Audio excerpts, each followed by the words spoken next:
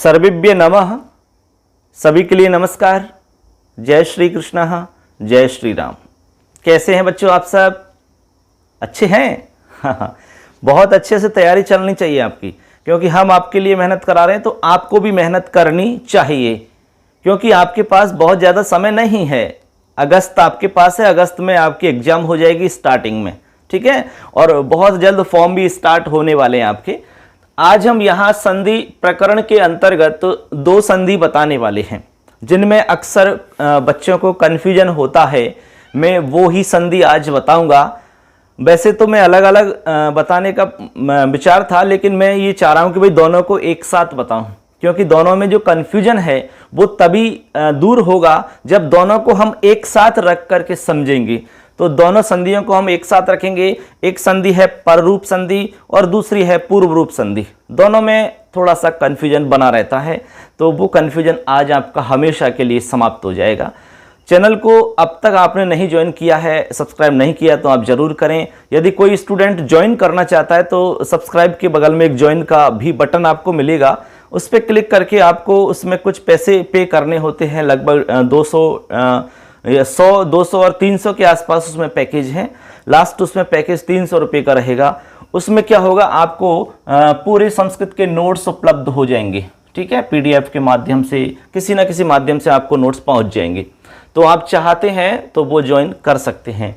तो चलिए आज की क्लास हम शुरू करते हैं। देखिए मित्रों, मैं दोनों संधियों को एक साथ ही बता दूंगा आपको, जिससे कि आपका जो कन्फ्यूजन है वो हमेशा के लिए दूर हो जाए। सबसे पहले हमारी एक संधि है पररूप संधि।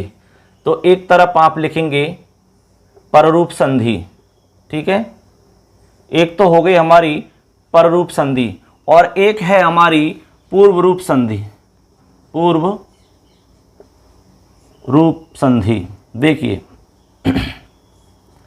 पूर्व रूप संधि को हम अवग्रह संधि भी कह सकते हैं। अवग्रह संधि, क्योंकि इसमें अवग्रह कार्य होता है मुख्य रूप से। पररूप संधि हो गई, इधर हमारी पूर्व रूप संधि हो गई। ये दो संधि और हम पढ़ेंगे, इन्हीं के साथ में हमारी स्वर संधि कंप्लीट हो जाएगी। इसके बाद में व्यंजन संधि का हमारा चैप्टर शुरू होगा। पररूप संधि का कौन सा सूत्र है, पूर्व रूप संधि का कौन सा सूत्र है, सबसे पहला हमारा प्रश्न यहीं से बन जाता है। तो सबसे पहले हम सूत्र ही देखेंगे दोनों में। तो इसका सूत्र है आपका, देखिए, एंगी पररूपम। एंगी पररूपम ये हमारा सूत्र रहेगा। देखिए, एंगी पररूपम, एक तो ये सूत्र है हमारा, ठीक है बच्चों, एंगी पररूपम। इधर पूर्व रूप संधि का सूत्र है एंग पदांतादति। ये हमारा पूर्व रूप संधि का सूत्र है, देख लीजिए आप। तो इधर सूत्र है एंगी पररूपम, आराम से आप देख सकते हैं। इधर वाला सूत्र क्या है बच्चों, एंगी पररूपम, इससे पररूप संधि होगी। और इधर है आपका एंग पदांतादति। इस तरह से हमने दोनों सूत्र लिख दिए हैं। यदि प्रश्न बन जाता है कि पररूप संधि करने वाला सूत्र कौन सा है, तो वो ये रहा, एंगी पररूपम। इस सूत्र से हमारी पररूप संधि होगी। सवाल आता है कि पूर्व रूप संधि करने वाला सूत्र कौन सा है, तो वो है एंग पदांतादति।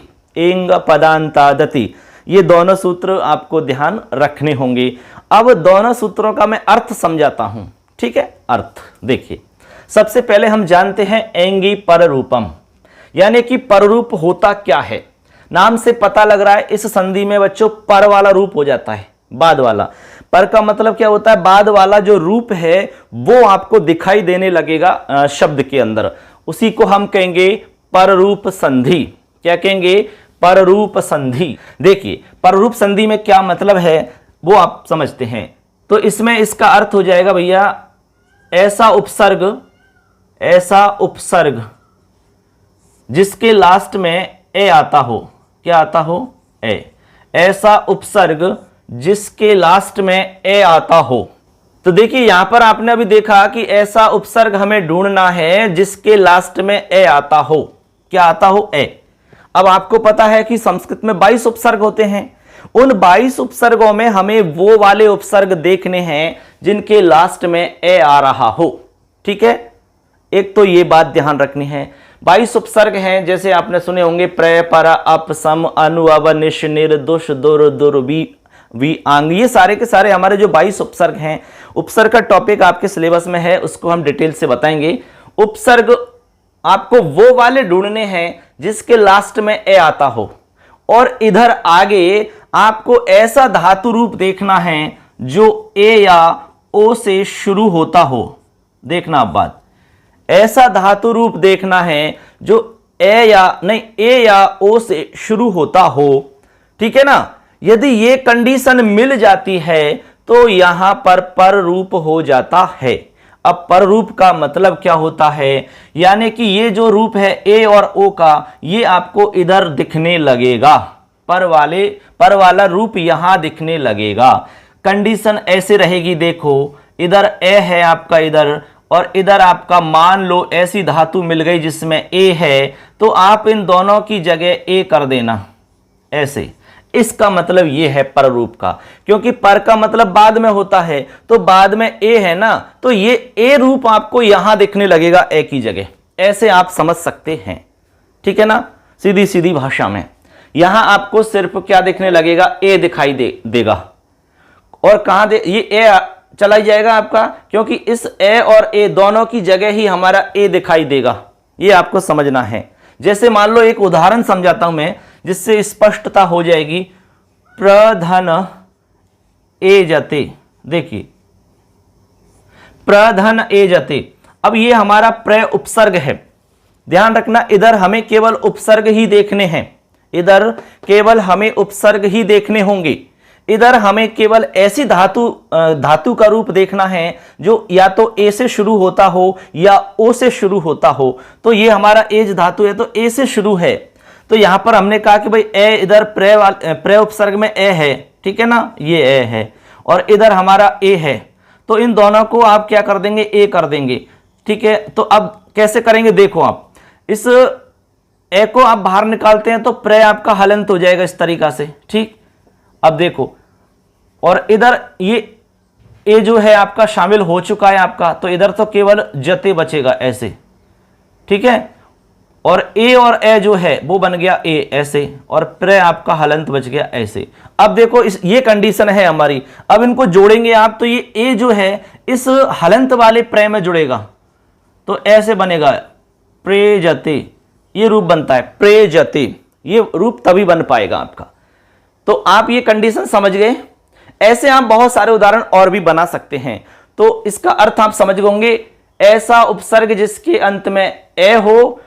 ठीक है ना, इस तरीका के उपसर्ग के बाद में ए या ओ से शुरू होने वाला धातु रूप हो तो क्या होता है, पररूप एक आदेश हो जाता है, यानी पररूप संधि कार्य होता है। ऐसा आपको समझना है। इसमें मैं उदाहरण और समझा देता हूं आपको। ठीक है ना, देख लेना, उदाहरण से आपको स्पष्टता आ जाएगी। मैं इसको मिटा देता हूं, या मैं उदाहरण कुछ लिखता हूं आपको। ये अर्थ तो आप समझ गए होंगे, ये हमारा अर्थ हो जाता है, आपने इसको नोट कर लिया होगा। अब मैं इसके उदाहरण समझाता हूं जिससे आपको थोड़ा और स्पष्टता होगी। देखिए, अब देखिए बच्चों, यहां पर हमने कुछ उदाहरण आपके सामने लिखे हैं। इन उदाहरणों को हम स्पष्ट करते हैं। देखिए, अभी हमारे समझ में आ जाएगा अच्छे से। पहला उदाहरण है, देखो यहां पर मैं इधर से समझा देता हूं। प्रे है, देखो इधर आप, ये हमारा प्रे उपसर्ग है। हमने कहा कि इधर आपको सारे के सारे उपसर्ग ही मिलेंगे, लेकिन वो वाले उपसर्ग देखने हैं जिनके अंत में आपको ए मिलेगा, वही उपसर्ग आपको देखने होंगे। उपसर्ग तो वैसे 22 है, लेकिन हमें वो वाले उपसर्ग देखने हैं जिनके लास्ट में ए हो। तो इनके लास्ट में देखो, इसमें लास्ट में ए है, इसके ए है, इसमें लास्ट में ए है, इसके लास्ट में ए है, वो वाले उपसर्ग हैं। इधर हमें ऐसे ही धातु का रूप देखना है जो कि ए या ओ से शुरू होता हो। यही तो हमने अर्थ समझाया था। तो प्रे और ए जते है, तो आपको पता है कि इसमें ए आ रहा है और इधर ए आ रहा है, तो बन जाएगा आपका प्रे जते, जैसा कि हमने आपको बताया था। ये तो आपको हमने समझा दिया था ना, ऐसे प्रे जते बन जाएगा। ऐसे ही प्रधन ए शयति है, तो यहां पर बन जाएगा प्रे और ए शयति में प्रेषयति। यह है अवधन ए जते, अवधन ए जते, तो यहां देखो ए आ रहा है, इधर आपका ए आ रहा है तो अवेजते बन जाएगा, अवेजते। यहां उप है और ओषति है तो बन जाएगा, यहां पर ए है ना, देखो ये ए है तो यहां ओ है तो यहां बन जाएगा उपोषति, यहां बन जाएगा प्रोषति। इस तरह से ये सारे रूप बन जाएंगे। बहुत ही आसान है, इसमें कोई ज्यादा दिमाग लगाने की आवश्यकता नहीं है। ऐसे बन जाएंगे प्रेषयति, इस तरह से बन जाएगा। ये आपका बन जाएगा अवेजते। यानी पर वाला जो रूप है, पर में जो रूप दिखाई दे रहा है, जैसे ए दिखाई दे रहा है, ये ए दिखाई दे रहा है, ए दिखाई दे रहा है, ओ दिखाई दे रहा है, तो ये आपको क्या करना है, ये ही आपको कर देने हैं, उपोषति, और ये बन जाएगा प्रोषति। इस तरह से अब सब में पर वाला रूप दिखाई देने लग गया है। पर में जो दिखाई दे रहा ए या ओ, वो आपको इसमें दिखाई देने लग रहा है, आपको सुनने में सुनाई दे रहा है। देख लो आप, प्रेजते, प्रेषयति, अवेजते, उपोषति, प्रोषति, वो आपको ध्वनि के रूप में दिखाई देगा। ठीक है बच्चों, तो इस तरह से ये हमारी पररूप संधि हो जाती है। ऐसे आप बहुत सारे उदाहरण और भी बना सकते हो। यदि आपके एग्जाम में इस तरह का कोई भी सवाल पूछा जाता है तो आपको सिर्फ नियम ध्यान रखना होगा, सवाल आपका गलत नहीं हो सकता। नियम ध्यान रखना है कि ऐसा उपसर्ग जिसके लास्ट में ए हो और बाद में ऐसा धातु रूप हो जो ए या ओ से शुरू होता है, तो वहां पर पर रूप संधि हो जाती है। यानी पर वाला रूप आपको उस स्टार्टिंग में दिखने लगेगा, मतलब उस संधि के शब्द में दिखाई देने लगेगा। जैसे प्रे ए जते है तो प्रे में आपको दिखाई देने लगेगा ए, तो बनेगा प्रे जते। ऐसे ये है पर रूप, पर यानी बाद वाला रूप दिखता है इसमें। अब इधर चलते हैं। अब देखिए दोस्तों, आगे चलते हैं। एक संधि हमारी कंप्लीट हो जाती है। अब हम आपको दूसरी संधि की तरफ लेके चलते हैं, जिसका नाम है पूर्व रूप संधि। पूर्व रूप संधि और पररूप संधि को हम एक साथ यहां इसलिए बता रहे हैं क्योंकि यहां बड़ा कंफ्यूजन बच्चों के सामने रहता है। कभी सवाल आता है तो वो थोड़ा सा श्योर नहीं हो पाते हैं कि यार इसमें पररूप है कि पूर्व रूप है, बड़ा कंफ्यूजन होता है इसमें। इसीलिए मैंने दोनों को साथ में रखा है, जब साथ में समझोगे तो क्लियर हो जाएगा आराम से। पूर्व रूप संधि में पूर्व रूप होता है, यानी पूर्व वाला रूप हो जाता है। पूर्व वाला कैसे होता है वो समझो। इसमें अवग्रह चिन्ह आता है, अवग्रह चिन्ह। अवग्रह चिन्ह का मतलब हमने लिख रखा है एस का सा चिन्ह होता है, जो अंग्रेजी में एस होता है ना, एस, इस तरह से ये वाला चिन्ह आता है। आपने कभी बीच बीच में शब्दों में देखा होगा इस तरह का चिन्ह। लेकिन ये कब होता है, इस संधि का मतलब क्या है, सूत्र का अर्थ क्या है, वो समझना बहुत जरूरी है। तो मैं शॉर्ट में संधि के इस सूत्र का अर्थ समझाता हूं। ये कह रहा है कि एंग पदांतात अति, तो पद के अंत में एंग मिले, समझना। एंग का मतलब ए और ओ, ये एंग है बच्चों, ऐसे समझो आप।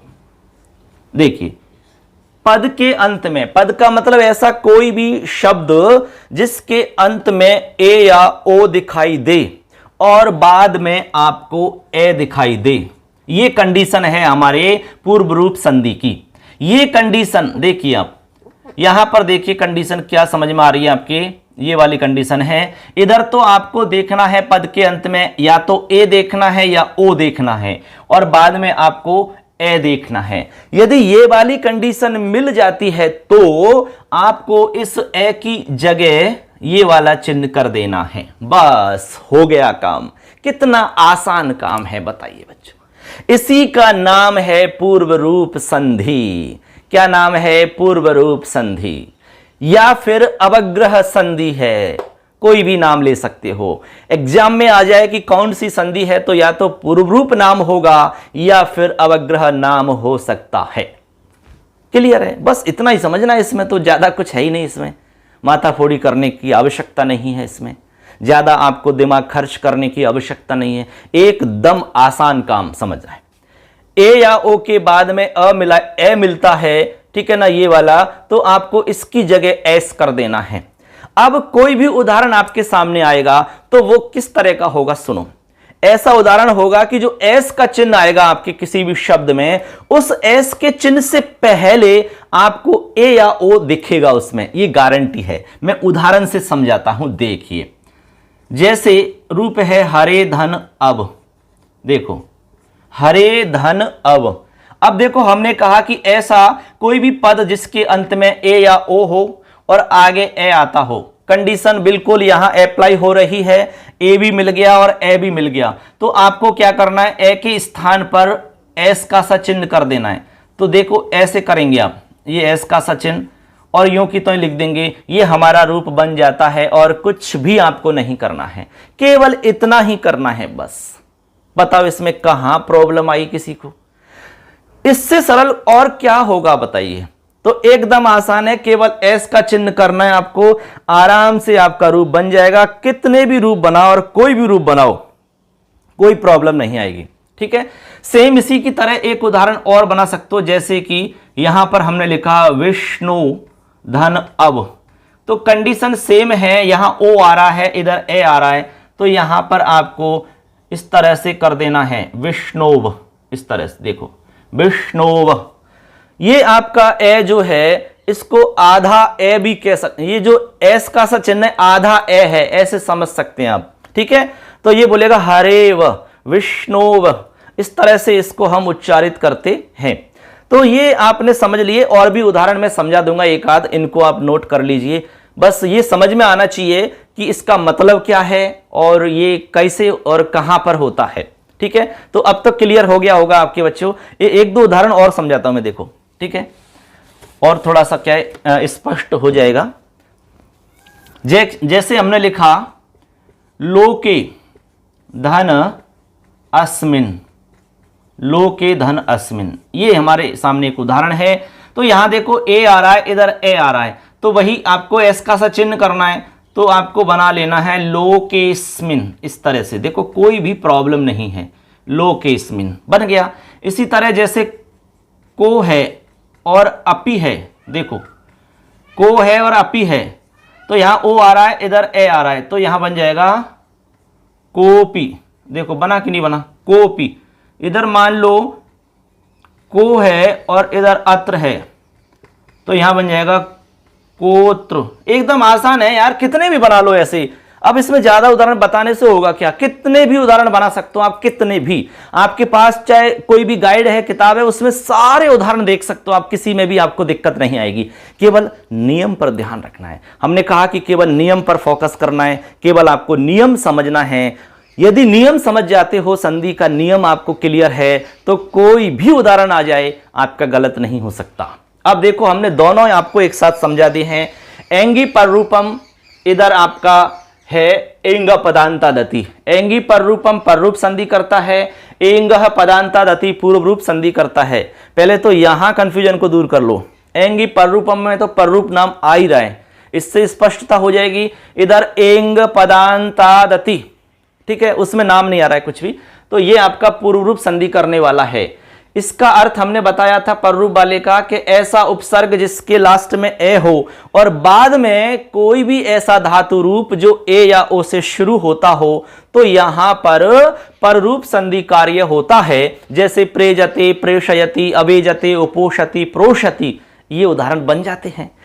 इधर हमने बताया आपको कि ए या ओ से लास्ट होने वाला, मतलब ऐसा कोई भी धातु रूप जिसके लास्ट में ए या ओ आता है और बाद में यहां ए दिखाई देता है, तो ऐसी कंडीशन में ए के स्थान पर एस कर देना है, मतलब एस का सचिन्ह कर देना है। इसको कहते हैं पूर्व रूप संधि कार्य या अवग्रह संधि कार्य। ये कार्य कर देना है बस। जैसे उदाहरण में हमने बताया लोके धन अस्मिन, लोकेस्मिन, को धन अपि, कोपि, को धन अत्र, कोत्र, या फिर हमने बताया हरे धन अब हरे व, विष्णु धन अब विष्णु वह, और कितने भी उदाहरण बना सकते हो यार, कितने भी, कोई प्रॉब्लम नहीं है। तो बताइए बच्चों, ये आपको समझ में आया कि नहीं आया? हमने जो तरीका आपको समझाया वो कैसा लगा? आज की हमारी क्लास कैसी लगी, ये आपको कमेंट करके ज़रूर बताना है। और अब तक भी आपने हमारे चैनल को सब्सक्राइब नहीं किया है तो हम आपसे नहीं कहेंगे कि चैनल सब्सक्राइब करो, ये आपकी इच्छा है। आपको लगता है कि सर हमारे लिए कुछ दे सकते हैं, सर से हमें कुछ मिल सकता है, तो आप ज़रूर करना। और आपको लगता है यार यहाँ तो कोई मतलब की चीज़ हमें नहीं मिल रही, तो आप मत करना, कोई दिक्कत नहीं है। वीडियो अच्छा नहीं भी लगता है तो आप डिसलाइक कर दो, कोई प्रॉब्लम नहीं है। हमें केवल अपना कार्य करना है, आप अपना कार्य करें, ठीक है ना। हम अपने हिसाब से, हम पूरी ईमानदारी से आपके लिए मेहनत कर रहे हैं और निश्चित रूप से आपको लाभ मिलेगा, ऐसा हमें विश्वास है। और फिर भी आपको कोई प्रॉब्लम रहती है तो हम बार बार कहते हैं कि आप कमेंट बॉक्स में जाकर के हमसे सवाल कर सकते हैं। कोई भी सवाल हो सकता है, किसी भी तरह का। आपकी प्रॉब्लम पढ़ाई से संबंधित हो सकती है, कोई टॉपिक से संबंधित हो सकती है, कोई शब्द या समझ में नहीं आ रहा है, कुछ भी प्रॉब्लम है तो आप लिख करके हमसे पूछ सकते हैं। तो इस तरह से दोस्तों आज हमारी ये अच संधि कंप्लीट हो जाती है, मतलब स्वर संधि का चैप्टर हमारा पूरा हो जाता है। ठीक है, अच्छे से इसको देख लेना। हमने टोटल आपको 7 संधि यहाँ पर बताई हैं। सबसे पहले हमने बताई थी आपको यण संधि, ठीक है। इसके बाद में हमने आपको बताई अयादि संधि, ठीक है। इसके बाद में हमने दीर्घ संधि, इसके बाद में हमने आपको गुण संधि, इसके बाद में हमने वृद्धि संधि, ठीक है। इसके बाद में हमने पररूप संधि, इसके बाद में हमने पूर्ण रूप संधि। तो ये हो गए टोटल 7 संधि। 7 संधियों के साथ हमारा ये स्वर संधि का चैप्टर समाप्त होता है। अब हम आगे व्यंजन संधि का चैप्टर शुरू करेंगे और इसी तरह से विसर्ग संधि आएगी। तो ज़्यादा समय नहीं लगेगा, अब 4-5 दिन में आपकी सारी ये संधि हो जाएंगी। उसके बाद में हम संधि के बाद में समास का टॉपिक लेंगे, उसके बाद में कारक और प्रत्यय, बस उसके साथ ही आपका लगभग चैप्टर कंप्लीट हो जाएंगे सारे के सारे। उसके बाद तो छोटे छोटे टॉपिक हैं जो मैं 1 आध दिन में पूरे करवा दूंगा। तो अच्छे से अपनी तैयारी करते रहें। सबके लिए बहुत बहुत शुभकामनाएँ। चैनल पर जुड़ने के लिए, हमारे साथ में मिलकर के एक इस संस्कृत के अभियान को आगे बढ़ाने के लिए सबके लिए धन्यवाद। जय हिंद, जय तु भारतम, जय तु संस्कृतम। धन्यवाद।